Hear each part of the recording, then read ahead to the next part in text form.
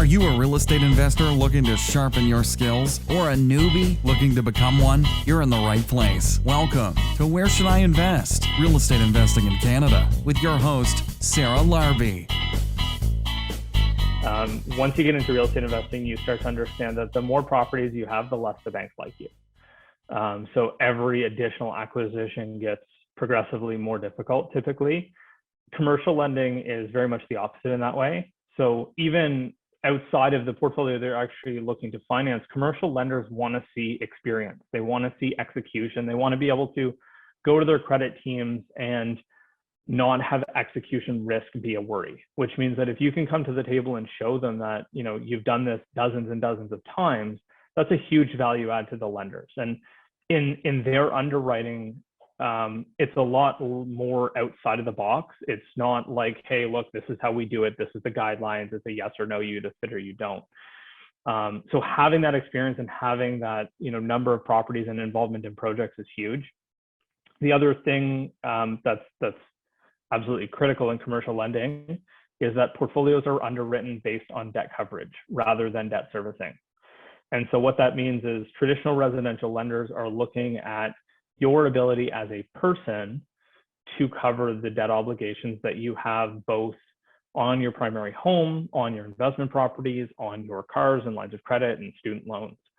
And so while rental income is factored into the equation, in the context that every different lender uses it in some different way that helps you, it's all still reliant on you having some level of personal income to be able to continue qualifying for these debts. Commercial lending, both in the context of larger multifamily properties, as well as in these blanket properties, mortgage products, they're looking at the ability for the properties to cover their own debt. And so what that means is, how does each individual property or each portfolio of properties meet its ability to service? And so if we can hit what they typically ask for, being a 1.2 debt servicing, meaning we have $1.20 of free cash flow for every dollar of debt repayment, personal income is not factored into the equation. And so what that means is, you know, we've done $1.5 million loans for people with no job because they don't need the personal income to service, right? Because we can show that, hey, this property or this portfolio of properties is able to service itself.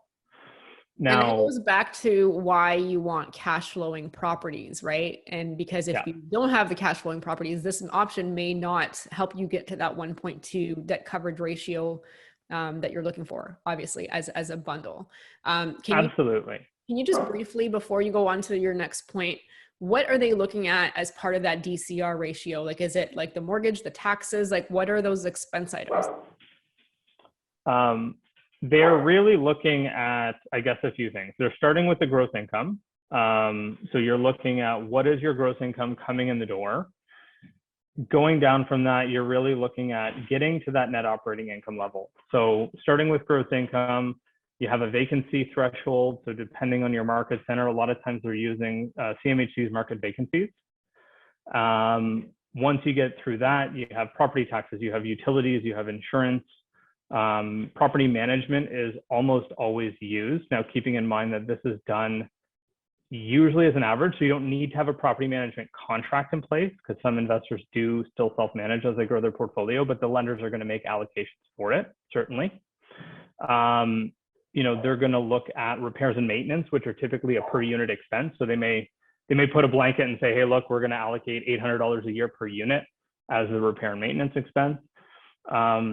And so basically anything that can roll into the financials of the property, and especially with the more established properties, they're going to start looking at tax returns or corporate financial statements to actually determine not just the projections, but the reality of it. And then they're going to get down to this net operating income, which is, hey, if you bought this property cash in hand today, how much free cash flow net of expenses would it generate? And that is the income that's being factored into the debt servicing. Yeah, that's interesting. So, okay, so let's just say you've got, you know, a 3-unit and a condo and a single family. Okay, you put all these into a corporation. Like, where do you go? Like, is it like a typical A lender that will do this? Is it through the lawyer? Like, walk us through, because let's just wrap our minds around how that works. Because essentially, you've got these 3 properties in a corp, but what happens next? Yeah, so I'll actually take one step back. They actually don't even have to be together in a corp. So one of the beauties of commercial financing is you don't have to try and aggregate properties. So I can do a blanket mortgage on 3 properties that are held in personal name, 1 property held in corporation number 1, 2 more properties held in corporation number 2, and wrap it all together. So for those that have already started growing their portfolio inside different corps in a personal name, you don't have to start moving ownership to do this. But really what we do is we start with the underwriting, which is let's analyze your portfolio and see how different combinations of properties aggregate themselves to give some sort of debt coverage ratio. So when we look at that condo, for instance, you have that $2,000 of rent, but then you have property taxes that are coming off that, you have condo fees coming off that, you have insurance that's coming off that. A condo might be something that doesn't create a lot of free cash flow, and it's not really going to support much in the way of debt coverage. Now, if we turn around and bundle that with a 8-unit building or even a 4-unit building somewhere in a really I'm going to say a cheaper market, a market that has better kind of rent to price ratios, you may be able to help use the value from the condo, from the loan to value, with the excess cash flow from a multifamily to support the loans on each other. So one property is providing lots of extra collateral, one property is providing lots of extra cash flow, and we're wrapping that together. So in doing the bundling, we can start crunching the numbers and understanding which of these properties does it actually make sense to present to the lender, what kind of outcome are we going to get by including different properties, and where are we going to add value from the context of being able to do equity extractions, and where are we going to add value from the context of being able to help with cash flow, right, and reduce payments or extend amortizations. So could these properties, could one be with Scotia, one with RBC, one with TD, or do they also, they have to be with one lender? Right now, they can be anywhere. They can be some with A, some with B, some with private. But when we wrap them up in a bow, they're all going to go to one lender. So for instance, one of the lenders we use is, we use the banks quite a bit for this. BMO does this, all day long in that division. So we'll go to, that division, into their investment property finance division, to their commercial banking division, depending on the loan size. And we're going to present them with this package that says, hey, here's our proposal. We're going to give you, these 5 properties, and this is what they look like as a collective underwrite, right? Aggregating the values and the debt servicing from each of them, amalgamating it all together and asking for one big loan, right? And then BMO will come in and pay out all of the existing firsts and, wrap their arms around that portfolio of properties. What kind of loan to value are you seeing with these types of deals? Typically up to 75, 80 can be achieved very rarely. Amortizations are typically up to 25, although 30 can be achieved very rarely. The banks typically like to use commercial financing terms for these loans, which are really 25-year amortization maximums, 75% loan to value maximums. Although certain lenders will make certain exceptions on a case by case.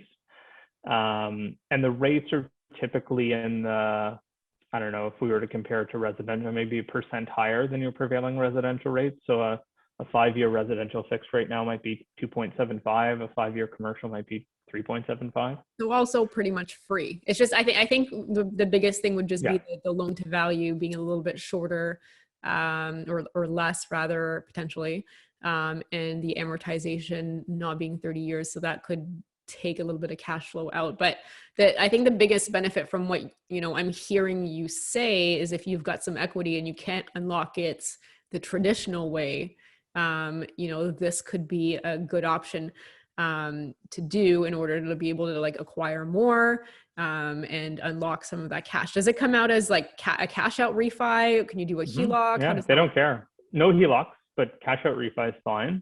They don't care about equity extraction as long as the numbers work. And I think for most of the people getting into this situation, it's mainly people who are having a hard time extracting additional equity, right? So their portfolio LTVs maybe 40 to 60%.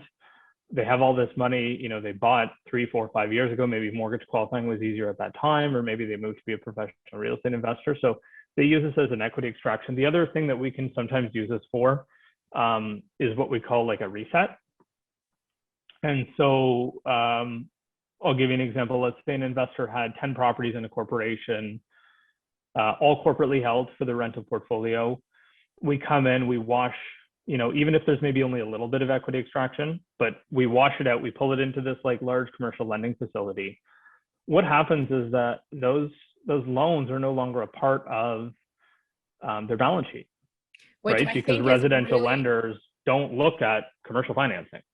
I mean, so once they're out, they're off of your Equifax report or whatnot. You can go back to Scotia and get your. Correct. Now you're back to 5 again. Property number 1.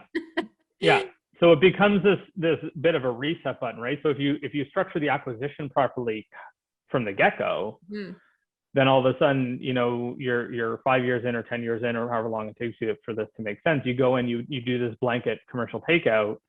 Now you're going back and all you have showing is your primary residence again.